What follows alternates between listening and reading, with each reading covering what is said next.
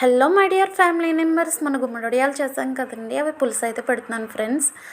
చూడండి, ఒక గిన్నెలో ఆయిల్ వేసుకొని వేయడానికి అందులో గుమ్మడొడియాలు అయితే వేయించేస్తున్నానండి. లైట్ గోల్డెన్ కలర్ వచ్చేంత వరకు వేయించి తీసేసుకున్నాను. అందులో కొంచెం ఉల్లిపాయ, కొద్దిగా మెంతులు, పచ్చిమిర్చి వేసి వేయించేస్తానండి. అవి వేగిన తర్వాత టమాటాలు కూడా వేసి వేయించేస్తానండి. చూడండి ఫ్రెండ్స్, గుమ్మడొడియాలు అయితే చాలా బాగా వచ్చాయండి. టేస్ట్ మాత్రం చాలా బాగుంది. చూడండి, చాలా గుల్లగా ఉన్నాయి. ఇప్పుడు వేగిన ఉల్లిపాయల్లో గుమ్మడి వడియాలు అయితే వేసేస్తానండి. అందులో చిటికెడు పసుపు, రుచికి సరిపడగా సాల్ట్, స్పూన్నర కారం వేసానండి. ఇలా వేసి ఒకసారి కలిపేసి అందులో నుంచి చింతపండు పులుసు వేసి ఒక 5 నిమిషాల పాటు మూత పెట్టి ఉడికించాను ఫ్రెండ్స్. ఇందులో అల్లం వెల్లుల్లి అయితే ఏమీ వేయలేదండి. ఏ మసాలా కూడా నేను వేయలేదు.